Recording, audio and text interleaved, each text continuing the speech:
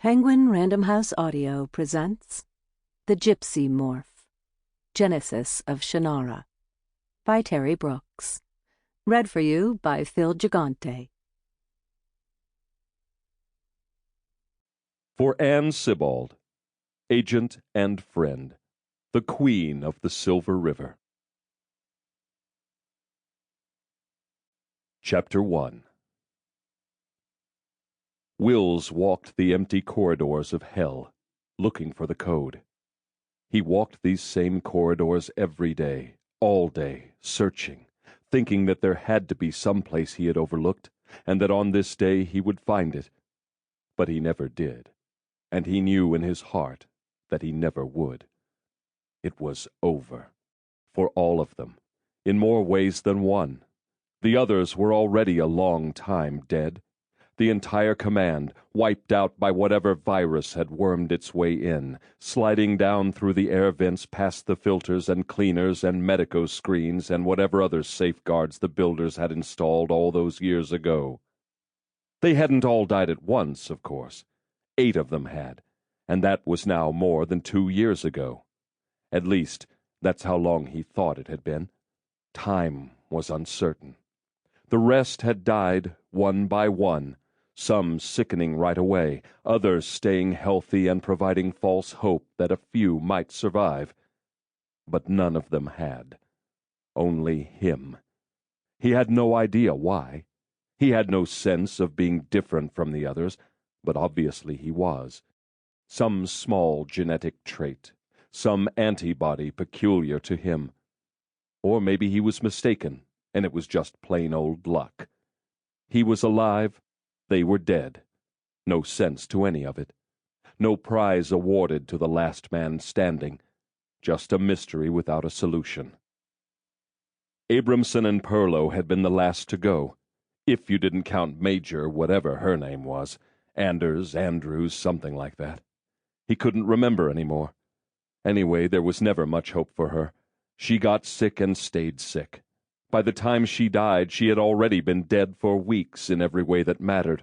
Her brain fried, memory emptied, mouth drooling.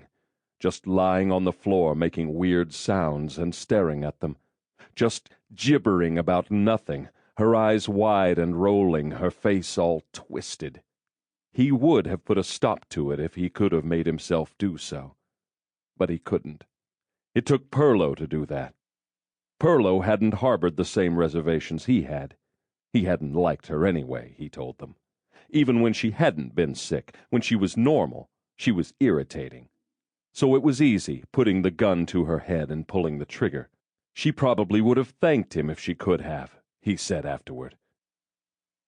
2 weeks later, Perlow was dead too, shot with the same gun.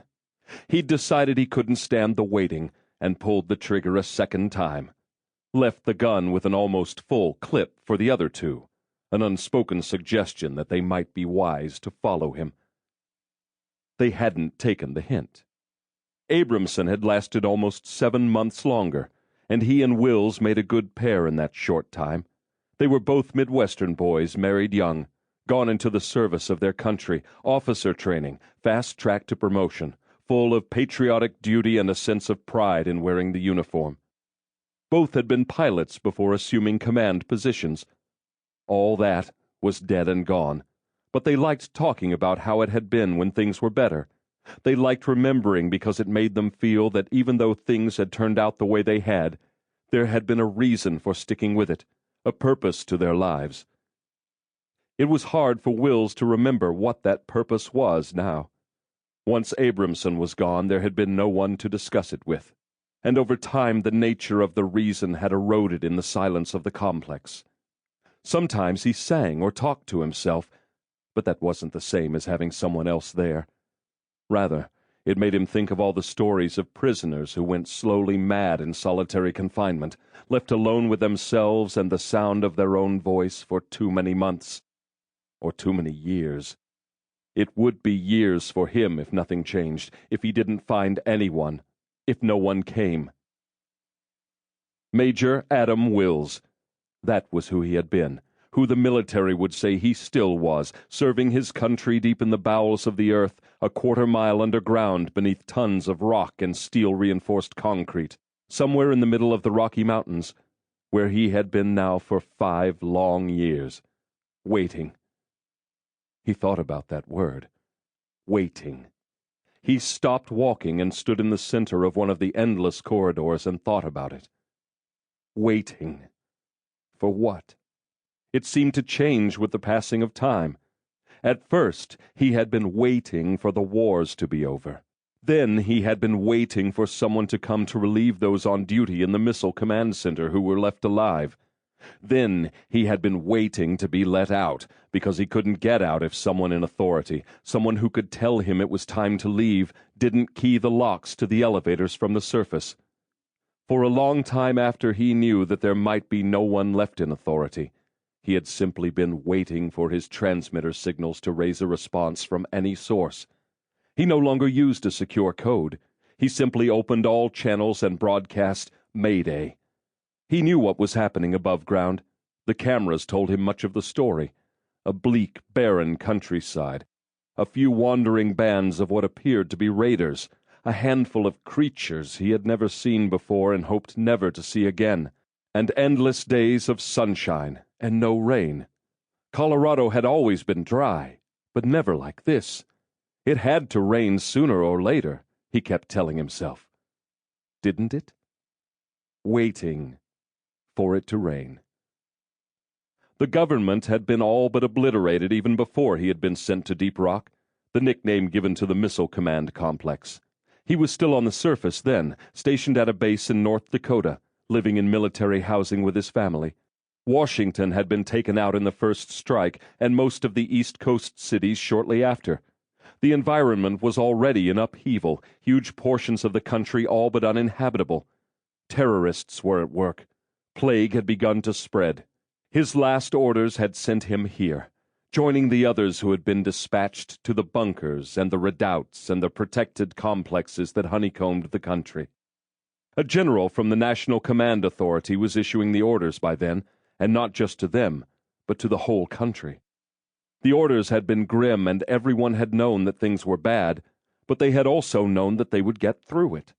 There had been camaraderie, a sense of sharing a disaster where everyone would have to help everyone else. No one doubted that they would survive, that they could withstand the worst. After all, Americans always had. No matter how bad it had gotten, they had managed to find a way. They would this time, too. They were infused with pride and confidence, the certainty that they had the training, the skills, and the determination that were needed. They had even accepted without question that they would have to leave their families behind. Will smiled despite himself. What blind fools they had been. He had quit believing when he heard the last radio broadcasts, heard the descriptions of mass hysteria, and listened to the final pleas and desperate prayers of the few reporters and announcers still on the air. The destruction was complete and total and worldwide. No one had been spared. Armed strikes, chemical warfare, plague infestation, environmental collapse, terrorist attacks. A checklist of assorted forms of madness that proved overwhelming. Millions were dead and millions more dying. Hundreds of millions worldwide. Entire cities had been obliterated. Governments were gone, armies were gone, everything even faintly resembling order was gone. He had tried to reach his family at the base in North Dakota, but there had been no response. After a while, he accepted that there never would be. They were gone too. His wife, his 2 boys, his parents, all of his aunts and uncles and cousins, and maybe everyone else he had ever known. It began to feel like everyone was gone except for those few hunkered down in Deep Rock, waiting their turn to go too, which of course had arrived all too soon. Wills walked on, walked on, walked on. He had no destination, no particular route, and no plan. He walked to have something to do. Even though the complex had only 8 rooms, not counting storage lockers and the cold room. even though there were only 3 short corridors that, when added together, measured no more than 100 yards. He carried his handheld receiver. Sample complete. Ready to continue?